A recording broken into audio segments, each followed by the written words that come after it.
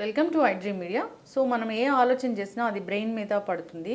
ఖచ్చితంగా అది మంచి అయితే మంచి, చెడు అయితే చెడు. అయితే ఈ మధ్య కాలంలో గూగుల్లో ఎక్కువగా సెర్చ్ చేసిన ఒక వర్డ్ ఉంది. అదేంటంటే బ్రెయిన్ రాట్, అంటే బ్రెయిన్ కుళ్ళిపోవడము.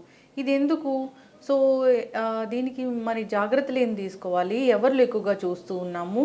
ఎందుకు ఇది అంతగా సెర్చ్లోకి వెళ్ళింది? సో వివరాలు తెలుసుకుందాం. మీరు మనతో పాటు ఉన్నారు ప్రముఖ న్యూరో సర్జన్ డాక్టర్ రంగనాథం గారు from Easter Prem hospital, Ameerpet. Doctor గారు నమస్తే. నమస్తే అండి. డాక్టర్ గారు, ఈ బ్రెయిన్ గురించి మాట్లాడుతుంటే నాకు భయం వేస్తూ ఉంటుంది. జనరల్గా నేను కూడా ఎక్కువ ఆలోచిస్తూ ఉంటాను. ఎందుకు ఆలోచిస్తే బ్రెయిన్ మీద అంత ఎఫెక్ట్ పడుతుందా? ఎందుకు 2024లో గూగుల్లో సెర్చ్ వర్డ్ ఎక్కువగా ఉంది ఇది, ఈ బ్రెయిన్ రాట్ అనేది? బ్రెయిన్ రాట్ అన్నది నిజానికి ఇది ఏదో ఇప్పుడు ఈ మధ్యన వచ్చింది కాదు మాట. 1854లో ఈ మాట వచ్చింది. అంటే అప్పుడు ఏంటంటే ఏదైతే మెదడు తాలూకా మేధో సంపత్తి తాలూకా క్షీణత తక్కువైపోవడం, దాన్ని బ్రెయిన్ రాట్ అన్నారు.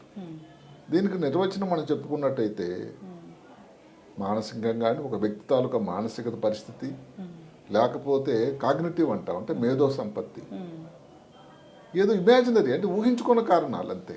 ఇలాంటి వాళ్ళు తక్కువ అయిపోయినట్టు ఉండడం, ఇది దానికి నిర్వచనం. బ్రెయిన్ రాట్ అన్నది మరి 1854 నుంచి ఉండి ఇప్పుడు ఎందుకు సడన్గా ఇది 2024 సంవత్సరానికి గూగుల్లో మ్యాక్సిమంగా సెర్చ్ చేసినటువంటి వర్డ్ అయింది? దానికి ఒక కారణం ఉంది. ఇక్కడ ఏమిటంటే ఈ రాట్ గురించి అసలు సెర్చింగ్ ఎంత అయిందంటే తెలిసిన 320% తర్వాత ఇక్కడ కొన్ని డిక్షనరీ నిఘంటువులు ఉన్నాయి ఇంగ్లీష్లో, తెలుగులో డిక్షనరీ లాగే. Oxford university English dictionary, Cambridge డిక్షనరీని, లేకపోతే వెబ్స్టర్ డిక్షనరీ. అందులో ఒక సాంప్రదాయం ఉందట కొన్ని గత 40-50 సంవత్సరాల నుంచి. ప్రతి సంవత్సరం ఒక్కొక్క వర్డ్కి, ఒక పదానికి ఆ వర్డ్ ఆఫ్ ది ఇయర్ అంటారు. అది ఈ సంవత్సరం ఆక్స్ఫర్డ్ యూనివర్సిటీ ప్రెస్ వాళ్ళు, డిక్షనరీ వాళ్ళు కూడా ఈ బ్రెయిన్ రాట్నే పెట్టారు మొట్టమొదటి పదంగా. అంటే ఏమిటంటే, అంటే ఎంతమంది దానిని తెలియకుండానే వాడుతున్నారు. నాకేదో బ్రెయిన్ రాట్ అయిపోయింది, నాకు సరిగా లేదు అని చెప్పడానికి బదులుగా ఇలాగ వాడడం అన్నది ఎంత వరవడి అయిపోయింది, ఎంత కామన్ అయిపోయింది. అంటే డాక్టర్ గారు, ఎక్స్క్యూజ్ మీ, అంటే జనరల్గానే బ్రెయిన్ రాట్ అనేది వైద్య పరిభాషలో ఉందా? ఉంది.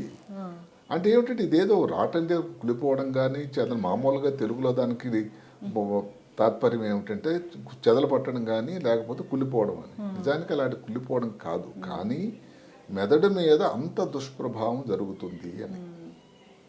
అర్థమైంది కదా. దీనికి మెయిన్ కారణం ఏమిటి?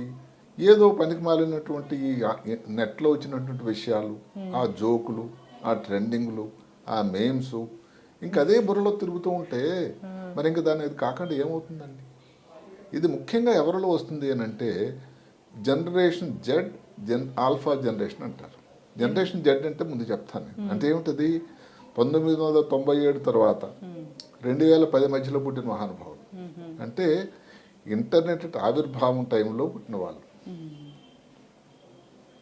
డిజిటల్ నేటివ్స్ అంటారు వాళ్ళు. అంటే అక్కడి నుంచి సో వీళ్ళలో కొంత కనబడుతూ ఉంటుంది. ఒక మంచితనం కూడా వీళ్ళు ఏమిటంటే వీళ్ళు పైసల విషయంలో చాలా జాగ్రత్తగా ఉంటారు, చాలా అడాప్టబుల్ కూడా.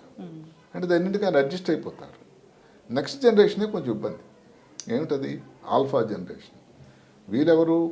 వాళ్ళ నాన్నలు వాళ్ళను వై జనరేషన్ అంటారు. వాళ్ళ పిల్లలు ఈ జెడ్ తర్వాత పుట్టిన వాళ్ళు కదా, అంటే వాళ్ళకి తమ్ముళ్ళు చెల్లెళ్ళు.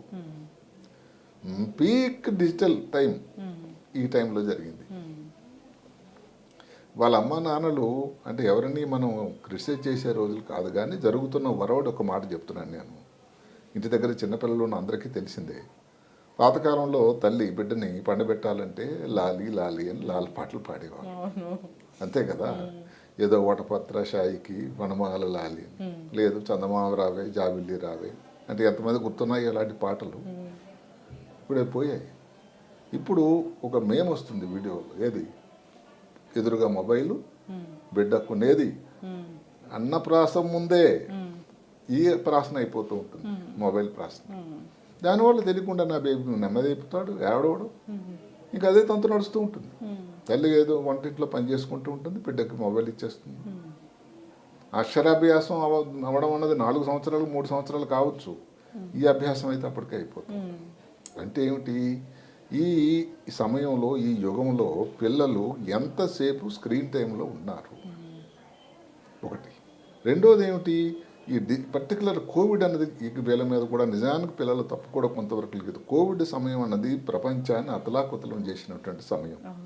లక్షల మంది జరిగిపోవడం సరే కదా, అసలు నేర్చుకునే పద్ధతి, నేర్చుకునే తీరు, ఇవన్నీ వాడకం ఏవైతే ఉన్నాయో ఎలక్ట్రానిక్ గ్యాడ్జెట్స్ ఆ టైంలోనే విరివిగా అయినాయి. పిల్లలు స్కూల్కి బయటకు వెళ్ళడానికి లేదు, ఏం చేస్తారు? ఇప్పుడు అది ఒక అలవాటు అయిపోయింది. అదే కాకుండా మీరు నమ్మితే వీళ్ళు 2010 తర్వాత పుట్టిన వాళ్ళు అన్నాను నేను. 2010 నుంచి 14లో మీరు నమ్ముతారు 2010లోనే ఐపాడ్ వచ్చింది, 2010లోనే ఇన్స్టా వచ్చింది. 2010 ఇప్పుడు ఏదైతే మనం చెప్పుకుంటాం brain rot 2024 word of the year అయితే 2010లో వచ్చిన వర్డ్ ఆఫ్ ది ఇయర్ ఏంటో తెలుసా? యాప్. అంటే ఆ యుగంలో పుట్టిన వాళ్ళు వీళ్ళు. కాబట్టి వీళ్ళకి ఆ ఇబ్బందులన్నీ ఎక్కువ ఉంటూనే ఉంటాయి. ఇదంతా బ్రెయిన్ మీద పడుతుందా?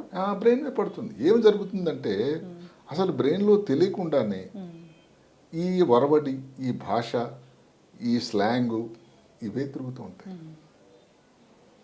దానివలన ఇప్పుడు మీరు అడగవచ్చు, చిన్నపిల్లల్లో డాక్టర్ గారు దీంట్లో దుష్ప్రభావం ఏంటి, పెద్దవాళ్ళు కూడా వస్తుంది అని. ఎక్కువగా చిన్నపిల్లల్లో కనబడుతుంది. వాళ్ళలో ఈ అటెన్షన్ తగ్గిపోతుందండి. పాఠాల మీద కాన్సన్ట్రేషన్ లేదు, ఫోకస్ లేదు, స్కూల్లో పెర్ఫార్మెన్స్ తగ్గిపోతూ ఉంది. పెద్దవాళ్ళు అయితే ఏంటి, కోపం ఉంటారు. అసలు అది లేకపోతే నడవదండి. ఒకసారి ఎప్పుడు మనం చెప్పుకున్నట్టుగానే శ్రీమతి గారు ఏదో కూరగాయలు తీసుకురావాలంటే వెళ్తూ సంచి పట్టుకోవడం సరికదా, దానితో మొబైల్ కూడా వెళ్తుంది. అందులో ఆ పట్టి ఉంటుంది ఒక 5. అంటే ఏదో మర్చిపోయినా అనుకో మళ్ళీ వెరిఫికేషను, ఇంకా అదే తంతు. అంటే ఆ యంత్రం మీద ఎంత డిపెండెన్సీ వచ్చిందో మీరు అర్థం చేసుకో. అదే కాకుండా వాళ్ళకి పెర్ఫార్మెన్స్, ఏదో ఆఫీసులో పనిచేస్తున్నారు, కాగ్నిటివ్ స్కిల్, జ్ఞాపకశక్తి, క్యాలిక్యులేషను, ఏదైనా ప్రాబ్లం ఉంది ఆఫీస్లో సాల్వింగు, ఇవన్నీ ఇబ్బందులు తక్కువ అయిపోతున్నాయి. అదే కాకుండా వాళ్ళకి అసలు ఇంట్రెస్ట్ లేదు, లో ఇంట్రెస్ట్. ఇలాంటివన్నీ పెద్దవాళ్ళు వస్తుంది. ఇప్పుడు ఆఫీసులో ఉండి ఉద్యోగం చేయకుండా ఏదైనా దాని మీద జాస్ చూపించకపోతే ప్రైవేట్ కానీ గవర్నమెంట్లో కానీ మరి వాళ్ళ సీనియర్లు వీళ్ళని ఉండనిస్తారా? అది ఎంత ఇబ్బంది అవుతుంది. సో మనం ఒక అసలు మామూలుగా బ్రెయిన్ రాట్ అన్న పదం గురించి చెప్పుకున్నప్పుడు generation Z, generation alpha generation అనుకున్నా కూడా ఇది కామన్ అయిపోయింది. ఈ వరవడి అందరిలో కూడా నెమ్మది ప్రవేశించింది, చిన్న పెద్ద లేకుండా. ఇప్పుడు ఏమవుతుంది, ఏదో చిన్నది అంటే అందులోన ట్రివియల్ అనే మాట ఉందండి. ఏదో చిన్న ట్రివియల్, ఇది పెద్ద గొప్ప విషయం ఏం కాదు, నెట్లో చూసేది. దాన్ని తెలుగులో చెప్పాలంటే పనికిరాను. ఇలాంటి విషయాలను దృష్టిలో అదే బ్రెయిన్లో తిరుగుతూ ఉంటాయి. ఏదో కొత్త ట్రెండింగే వచ్చింది అనుకోండి, లేకపోతే కొత్త ఒక జోకే వచ్చిందని అదే బుర్రలో తిరుగుతూ ఉంటుంది. ఈ ఎంతవరకు అంటే ఇది చాలా ఇబ్బందికరమైనటువంటి మాట చెప్పాల్సి వస్తుంది. ఈ రోజుల్లో ఉండేటువంటి పిల్లలు ఎవరైతే ఈ బ్రెయిన్ రాట్కి లోయనన్న వాళ్ళు ఒక వాక్యాన్ని ఇంగ్లీష్లో కానీ తెలుగులో కానీ, తెలుగు అయితే సరే ఇప్పుడు తక్కువైపోయింది, ఇంగ్లీష్లో ఒక వాక్యం ఆ స్లాంగ్ లేకుండా చెప్పలేరటండి. స్లాంగ్ అంటే ఏంటి, ఇప్పుడు బీసీ అంటే మనం ఏం చదువుకునే వాళ్ళ రోజుల్లో బిఫోర్ క్రైస్ట్, క్రీస్తు పూర్వం అని కాదండి, బికాజ్ అట. బికాజ్ రాయకుండా ఇప్పుడు బీసీ రాస్తున్నారు. ఇది యాజ్ సూన్ యాజ్ పాసిబుల్ అంటే ASAP, as soon as possible. దానికి అది TTYL, talk to you later. ఇది ఎక్కడ విచిత్రం అనమాట అండి. నేను కూడా అలాగే రాస్తాను డాక్టర్ గారు. అదే మరి, అంటే మీరు మరి జనరేషన్ ఆ జనరేషన్ చెందిన వాళ్ళే. అంటే నేను చెప్పడం వల్ల ఏంటంటే ఒక భాష, ఒక వాక్యం రాసేయడంలో కూడా ఇవన్నీ ఈ స్లాంగ్ అన్నీ దొరుకుతూ ఉన్నాయి. కాల్ యూ బ్యాక్ అనడానికి ఏం చెప్తారు మీరు? కాల్ యూ బ్యాక్ అని నేను రాస్తాను, కాల్ యూ బ్యాక్ CYB అంతే. ఇలాంటి స్లాంగ్లు వచ్చినటువంటి భాషలు వాడుతున్నారు. అదే కాకుండా ఈ భాష, ఈ ఆలోచన తెలియకుండానే వాళ్ళ నరాల్లోనికి చొచ్చుకుపోతూ ఉందట. ఇంకా దాని నుంచి బయటకు వచ్చేదానికి ఆస్కారం లేదు. దానివల్ల జరుగుతుంది మెంటల్ సాచురేషన్. బ్రెయిన్ అన్నది భగవంతుడు తయారు చేసినటువంటి గొప్ప అవయం. దానిలో స్టోరింగ్ కెపాసిటీ కానీ, దానిలో ఉండాల్సిన పద్ధతి కానీ ఒక వేరే ఉంది. అదంతా టోటల్గా సాచురేషన్ అయిపోతే సాయంకాలం కల్లా మీరు చదివేం చదవగలుగుతున్నారండి? ట్యూషన్ మీద ఏమి దృష్టి పెడతారు? మీరు ఏదైతే మీ తల్లిదండ్రులు అందరూ కూడా IIT అవ్వాలి, లేకపోతే MBBS అవ్వాలని దాంట్లో ఎట్లా పోతారు మరి? సో అందువల్ల ఏదైతే పర్టికులర్గా దీనిది ఈ మెయిమ్స్ అన్నది ఇప్పుడు ఏమిటి, అది ఎప్పుడో గ్రీకుల సిస్టంలో వచ్చిందండి ఆ మేము ఆ జోకులు అని బేసికల్లీ ఒక హ్యూమరస్ బొమ్మ అవును హాస్యంగా ఉంచింది నాలుగు చూపించడం లేదా పళ్ళు ఎలా చేయడం అనేది అవును అలాంటివి ఒక నాంది ప్రస్తావన తర్వాత బ్రెయిన్ రాట్ రావడానికి నాంది ప్రస్తావన జరిగిపోతుంది ఇక్కడ. అంటే చిన్నప్పటి నుంచి లాలిపాటలు మర్చిపోయాం, చందమామరావే మర్చిపోయారు, అక్కడెక్కడో ఒక ముడ్డంగాడు ఎవడో ఇది వస్తుంది కార్టూన్తోనే భోజనం. అంటే ఏమిటి తెల్లవారి ఏది ఇంటర్నెట్తోనే నిద్ర లేవడం, శుభోదయం సుప్రభాతం. ఒకప్పుడు పాతకాలంలో బెడ్ కాఫీ అని ఉండేది, ఇప్పుడు బెడ్ కాఫీ కాదు, బెడ్ నెట్ ఇది. లేచిన నుంచి నెట్టే, అది రోజంతా దాంతో ఇంకేదో ఇదే. అసలు మీరు చూస్తూ ఉంటారు కదా ఎక్కడ రోడ్ల మీద క్రాస్ చేస్తూ ఉంటారు జీబ్రా లైన్, ఇదే ధ్యాసం. అక్కడ ఎవరైనా గుద్దితే ఆ ధ్యాస కూడా లేదు. రాత్రి పడుకునేసరికి మీరు నమ్మండి అసలు ఎంత వాళ్ళకి ఏం ఆలోచన ఉంటుంది, ఎంత ఎగ్జాస్ట్ అయిపోతారు. అంటే అర్థం ఏమిటి, ఎవరైతే ఉదయం లేచి బ్రేక్ఫాస్టు ఇంటర్నెట్, లంచ్ ఇంటర్నెట్, రాత్రి పడుకున్నప్పుడు కూడా డిన్నర్ కూడా దాని అయితే మీకు ఒక ఇది వస్తుందన్నమాట, ఫ్లాష్ న్యూస్. అంటే మీరు బ్రెయిన్ రాట్ వ్యక్తి, డాక్టర్ని సంప్రదించండి, దానికి తీసుకోవాల్సిన జాగ్రత్తలు తీసుకోవాలి అని ఒక సూచన వస్తుందట. Breaking news. ఏం డాక్టర్ గారు మాత్రం ఏం చెప్తారు, ఏం చేయాలయ్యా అని చెప్తారు. ఇప్పుడు డాక్టర్ గారి దగ్గరకు వచ్చారు, వాళ్ళు ఏంటి మరి చెప్తారు, బాబు నువ్వు ఎంతసేపు పడుకున్నావు. ఇప్పుడే ఒక వ్యక్తి వచ్చింది అమెరికాలోని సాఫ్ట్వేర్, మీరు బయట ఉండగానే. మరి ఆమెకి రోజుకు పడుకునే గంటల సమయం తక్కువైపోయింది, స్క్రీన్ టైం ఆమెకు రోజు 10. మరి ఆమె ఉద్యోగం అది. మరి అదే చిన్నపిల్లలు ఏమవుతుంది, యుక్త వయసులో ఏమవుతుంది. సో నిద్ర ఏ రోజైతే తక్కువైపోతుందో, నిద్ర తక్కువైపోవడం వల్ల మనిషి తాలూకా బ్రెయిన్ స్లో అయిపోతుంది, యాక్టివిటీ స్లో అయిపోతుంది, మందగించిపోతుంది. అదే 2 రోజులు చక్కగా నిద్రపోయారనుకోండి, యాక్టివ్ అవుతారు. ఏదైతే ప్రాబ్లం మీరు సాల్వ్ చేయనివి ఫాస్ట్గా సాల్వ్ చేస్తారు. అసలు ఇప్పుడు వ్యాయామం ఇంతకుముందు చెప్పాము, ఎక్సర్సైజ్ ఉండేటట్టయితే శుభ్రంగా బ్రెయిన్కి బ్లడ్ సప్లై పెరుగుతుందండి. సింపుల్గా మామూలు వాకింగ్ చేయండి. అదే కాకుండా ఇంకేది కజ్జలో ఏదో కొన్ని ఎక్సర్సైజ్ ఏరోబిక్స్ అనేవి కూడా చేయొచ్చు. దానివల్ల బ్రెయిన్కి బ్లడ్ సప్లై పెరిగిందంటే బ్రెయిన్ యాక్టివ్గా అవుతుంది. బ్రెయిన్ యాక్టివ్గా ఉన్నట్టయితే మీరు ఉత్తేజంగా ఉంటారు. మీ ప్రాబ్లమ్స్ అన్ని అందరూ గంటల్లో 2 గంటల్లో చేసేది మీరు అరగంటలో చేసి పడేస్తారు. అలాగే మైండ్ఫుల్నెస్ అని ఒక మాట ఉంది. అంటే ఏం లేదు, మన ఇంతకుముందు నుంచి మన సాంప్రదాయంలో ఉండే యోగా, లోపల బ్రీతింగ్ బయటికి గాలి పంపించటం, ఒక 20 నిమిషాలు చేయండి. దాంట్లో ఏం జరుగుతుందో అది ఇదంతా గొప్ప దీని నుంచి వచ్చిన పరిశోధనలు అండి. శరీరంలో 20 నిమిషాలు కానీ మీరు ఇది యోగా ఇవి చేయగలిగితే శరీరంలో ఉండేటువంటి కార్టిజాల్ అని ఒక చాలా ఉత్ప్రేరకమైనటువంటి ఒక ఉంటుంది, దానిది 20% తగ్గిపోతుంది. అంటే ఎంత కూల్ అయిపోతారు, మీ బ్రెయిన్ ఎంత యాక్టివ్గా ఉంటుంది. అదే కదా సరికదా. ఇప్పుడు గుడ్ ఫుడ్ అంటే ఏమిటి, సెపరేట్ ఫుడ్ ఏం లేదు. మీరు తీసుకునే భోజనంలోనే ప్రోటీన్స్ ఎక్కువ ఉండాలి, లేకపోతే ఫిష్ ఆయిల్ లాంటివి ఏదైతే ఉందో ఒమేగా 3 ఫ్యాటీ యాసిడ్స్ మనం ఎన్నోసార్లు వినుకున్నాం, విటమిన్ బి ఉండేది, విటమిన్ డి ఉండేది. ఈ జంక్ ఫుడ్ ఇవన్నీ దూరంగా పెట్టాలి. ఇంకా అన్నిటికంటే ముఖ్యమైనది ఈ తరానికి ముఖ్యంగా ఏంటి, green time over screen time.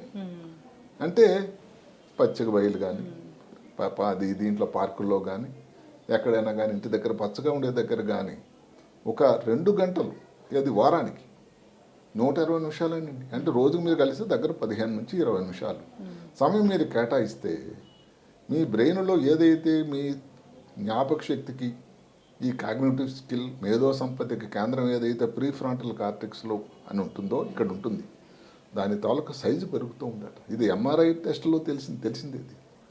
ఇది ఊరికే చెప్పింది కానే కాదు. ఫుడ్ గురించి మనం సరే చెప్పుకున్నాం. ఇంతకుముందు మనం ఒకటి ఈ డిజిటల్ ఏదైతే ఉన్నామో డెసిషన్ ఫెటిగ్ అని ఒక మాట చెప్పుకున్నాం. అంటే సాయంకాలం అయ్యేసరికి ఇంకేమీ అసలు చేయలేకపోవడం. దానిని ఇంకొక మాట వీళ్ళు ఏం చెప్పారంటే స్టాప్ ది ఖాయస్. అంటే ఏమిటి, గందరగొందరం గజిబిజండి ఉదయం నుంచి మల్టీ టాస్కింగ్, ఏదో నెట్ కాన్సల్ట్ చేయడం, ఇక్కడ వచ్చి ఒక వీడియో కాల్ చేయడం, లేకపోతే ఇంకొక మెసేజ్ చేయడం, ఏదో పేపర్ వస్తే సైన్ చేయడం, ఒక మీటింగ్ మధ్యలో లంచ్కి టైమే లేదు.